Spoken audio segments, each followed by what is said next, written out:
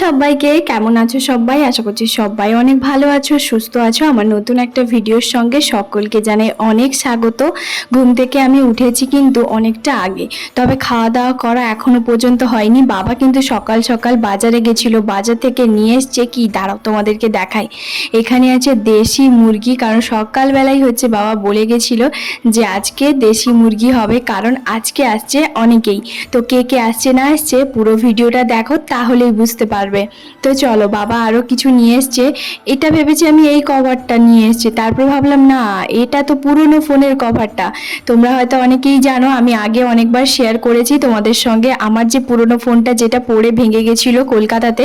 তো তখন কিন্তু তারপরে বাবা কিন্তু একদম সারিয়ে টারিয়ে ঠিক করে নিয়েছে, মানে ওপরের যে কাঁচটা তো সেটা লাগিয়ে নিয়েছে। তারপরে এই যে দেখতে পাচ্ছ ব্ল্যাক কালারের কভারটা নিয়ে এসছে, জাস্ট ব্যাপক লাগছে তাই না? সত্যি খুবই সুন্দর লাগছে। তোমাদের কেমন লাগছে অবশ্যই জানিও। এখন যদিও এই ফোনটা আমার নয়, এখন কিন্তু বাবাকে এই ফোনটা আমি দিয়ে দিয়েছি জামাই ষষ্ঠীর সময়। তোমাদের দাদা ভাইও কিন্তু বললো যে হ্যাঁ, বাবুকে এই ফোনটাই দাও, বেশ ভালোই হবে। তো তারপরে ছোলা সিদ্ধ, মুড়ি এইগুলো সকালবেলা খেয়েছিলাম। তারপরে সোজা চলে এসেছিলাম দুপুরবেলা খাওয়া দাওয়া করতে। তো দুপুরবেলা এখন বাজে 12টা 1টা মতন, তো 1টার মধ্যেই খাওয়া দাওয়াটা করে ফেলি। চলো, মা আজকে কি কি রান্না করেছে একটুখানি তোমাদের সঙ্গে শেয়ার করি।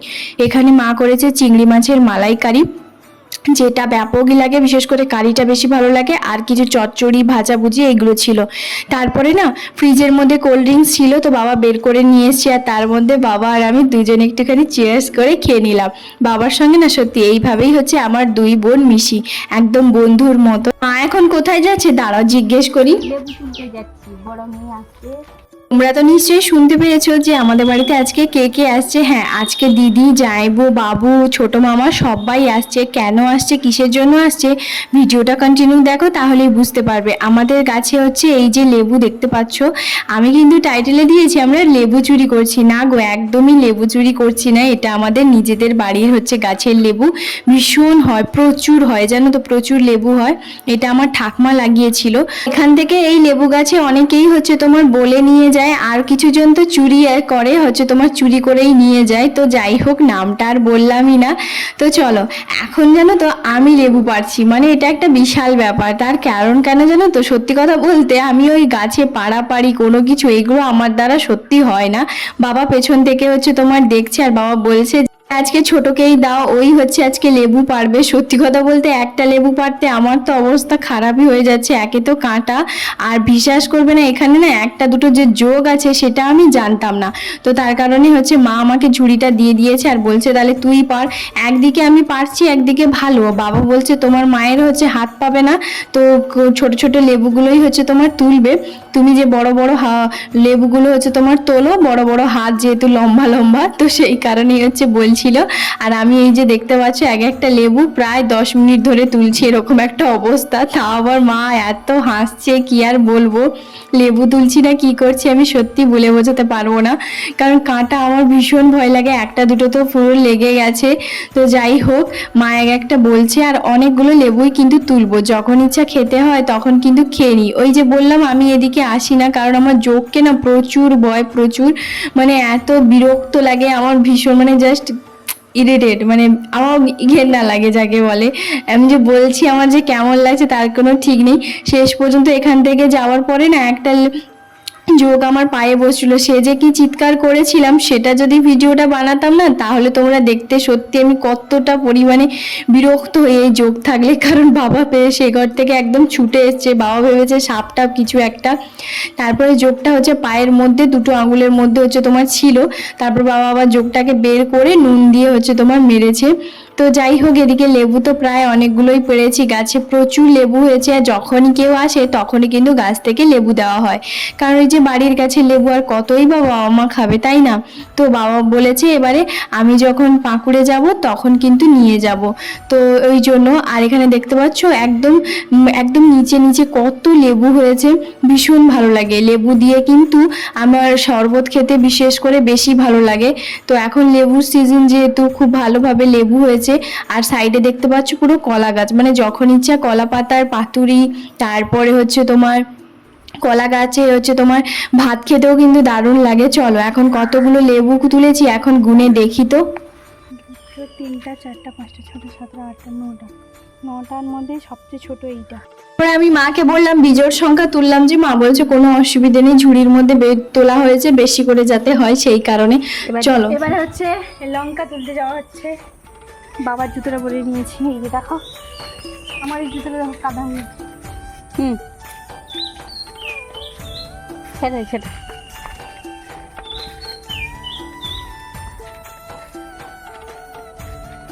আলবাড়িতে যদিও বা সেরকম সবজিপাতির এইসব গাছ ফাছ লাগানো নেই, তবে এই যে লেবু লঙ্কার গাছ আছে, আর একটা ওই ডাটার একটা আছে, আর একটা শাকের একটা আছে।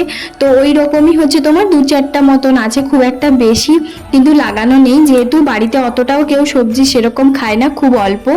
আচ্ছা, তোমরা এইভাবে কাঁচি দিয়ে কে কে লেবু লঙ্কা তুলেছো আমাকে একটু জানিও তো। আমি কিন্তু সত্যি কথা বলতে এইভাবে তুলতাম না, আমি হাত দিয়েই তুলতাম। আমার বাবাই হচ্ছে আমাকে বললো তুমি ওইভাবে তুলতে পারবে না, কাঁচি দিয়েই হচ্ছে তোমার তোলো, কাঁচি দিয়ে এইভাবে হচ্ছে তোমার লঙ্কা তোলার জন্য রাখা আছে।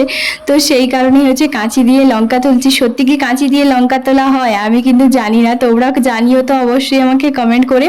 প্রচুর লঙ্কা হয়েছে, আর কে কে লঙ্কা খাও আমাকে জানিও। আমি সত্যি কথা বলতে একদমই ঝাল খাই না। হ্যাঁ, তবে বাজারের বাইরে চটপটি এইগুলো কিন্তু খেয়ে ফেলি, তখন আর ঝাল লাগে না। তখন ঝাল লাগলেও কিছু করার নেই, তখন তো খেতেই হবে, না হলে কিন্তু আমি কাঁচা লঙ্কা এগুলো একদমই খাই না। তোমাদের দাদা ভাই কিন্তু প্রচুর লঙ্কা খায়, মানে মুড়ির সঙ্গে ভাতের সঙ্গে, তোমরা হয়তো খেয়াল করেছো, বিশেষ করে মুড়িতে দু একটা তো লঙ্কা ও খাবেই খাবে। তো যাই হোক, ও কিন্তু লঙ্কা খেতে ভীষণ ভালোবাসে, আর মা ওই টক হলে তখন লঙ্কা দেয়, মানে নিজে মাখিয়ে খায়, তারপরে আমাকে বলবে যে তুই একটু নিয়ে নে কেমন খেতে হয়েছে, তো সেরকমটাই করে। তো যাই হোক, না হলে আমি কিন্তু একদমই লঙ্কা খাই না, কারণ ঝাল এগুলো আমার অতটাও ভালো লাগে না। আমি যে কয়েকদিন আছি সত্যি কথা বলতে তরকারিতে ঝালই বলতে পারো দেওয়াই হয় না, ওই টুকটাক একটুখানি। তো সেই কারণে তো চলো এখন ফটাফট লঙ্কাগুলো তুলে ফেলি, তারপরে রান্না বান্না তো করতেই হবে। এরপরে আমি ভাবছি যে আজকে না হলে চিকেনটা আমি রান্না করব। তো সেই কারণেই হচ্ছে আজকে দুপুরবেলা একটুখানি ঘুমোবো না, ওই আজকে যেহেতু অনেকেই আসবে তো সেই কারণে। তো চলো এখন হচ্ছে আমি তোমাদের সঙ্গে একটুখানি শেয়ার করি কিছুদিনের একটা ব্লগে। বেশ দুই একজন হচ্ছে কমেন্ট করেছে, যে আমাকে প্রশ্ন করেছে যে তুমি তোমার বাবার বাড়িতে থাকো কেন, আরেকজন লিখেছে তুমি তোমার বাবার বাড়িতে আছো কেন। আমি যেহেতু বাইরে থাকি তো সেই কারণেই হচ্ছে আমি বাবার বাড়িতে এখন আছি। আমি শ্বশুর বাড়িতে যে থাকি না এরকমটা নয়, শ্বশুর বাড়িতেও থাকি। প্রথম কথা, আমি আমার বাবার বাড়িতে আরেকজন যে লিখেছে থাকি কেন, থাকবো না কেন, এটা আমার বাবার বাড়ি, আমি অবশ্যই থাকতে পারি, যতদিন ইচ্ছে থাকতে পারি, আমি অবশ্যই থাকবো। তো যাই হোক চলো, কিছু কিছু মানুষের এত কেন প্রশ্ন আমি সেটাই বুঝে উঠতে পারি না। যখন শ্বশুর বাড়িতে থাকি তখন তো কাউকে বলতে শুনিনি যে তুমি তোমার শ্বশুর বাড়িতে থাকো কেন, বাবার বাড়িতে যাও না কেন, তখন তো কাউকে বলতে শুনিনি। যেই বাবার বাড়িতে থাকলে সেই একটা মেয়েকে সবসময়ের জন্য দোষারোপ করা হয়, প্রশ্ন করা হয়, কেন একটুখানি বলতে পারবে। তো যাই হোক, আমার ভালো লাগে, আমি থাকি, কারোর কোনো অসুবিধে নেই, আর তোমাদের দাদা ভাইয়েরও কোনো অসুবিধে নেই। তো যাই হোক, এদিকে কিন্তু তারপরে বেশ অনেকটা লঙ্কা তুলে নিয়ে এসেছি, এখন কিন্তু প্রায় দুপুর বাজে। তো ওই বলতে পারো তবু 3টে সাড়ে 3টা মতন হয়ে গেছে। তো এখন দেশি চিকেনের আজকে হচ্ছে হবে কষা কষা হবে, আর একটুখানি চিকেন পকোড়া হবে। যেহেতু আমাদের ঘরে একজন লোভী আছে, মানে আমাদের ঘরে বাবু, ও তো চিকেন পকোড়া এলেই হচ্ছে খাবে বলে দিয়েছে। তো চলো মা এদিকে হচ্ছে তোমার চিকেন পকোড়াটা বানাক, তার আগে আমি হচ্ছে একটুখানি মাকে বললাম যে একটু দই দাও, দই দিয়ে চিকেনটাকে ভালো করে ম্যারিনেট করে কিছুক্ষণ রেখে দেবো, তারপরে বাদবাকিগুলো করব।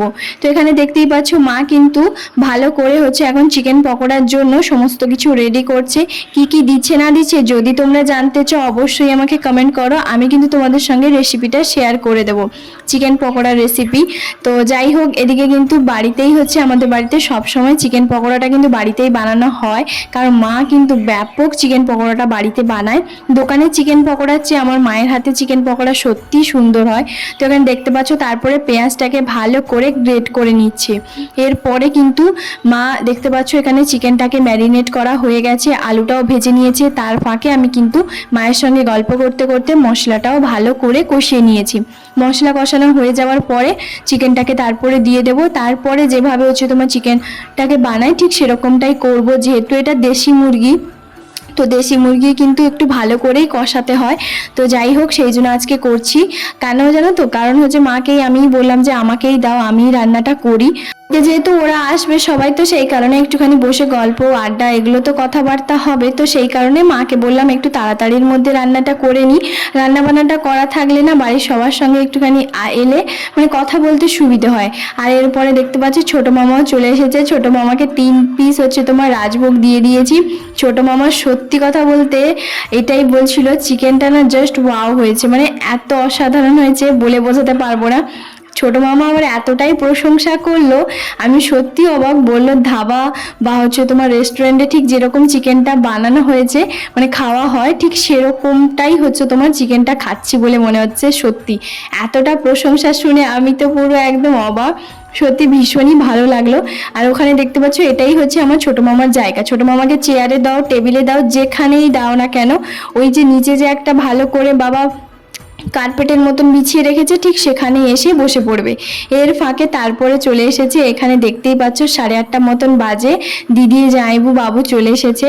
আর বাবু এসেই বলছে চিকেন পকোড়া রেডি তো।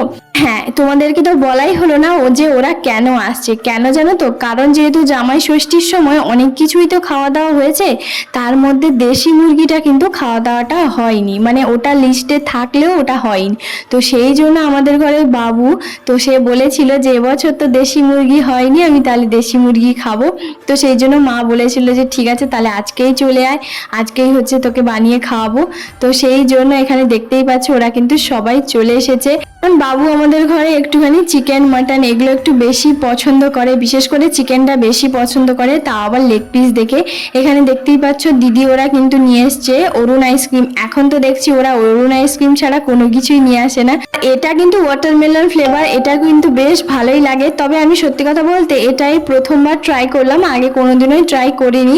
তো যাই হোক চলো এখন সবাই হচ্ছে তোমার খেয়ে নিই। আর তারপরে মা বলছে তো জামাইবুকে দে, জামাইবু বলছে মাকে দে।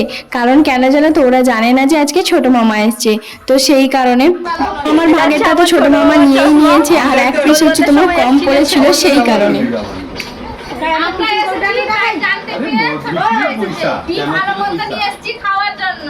অরুণ আইসক্রিম নিয়ে এসেছিল যেটা খাওয়া হয়ে গেছে। রাতে কালো চশমা পাগল আমি।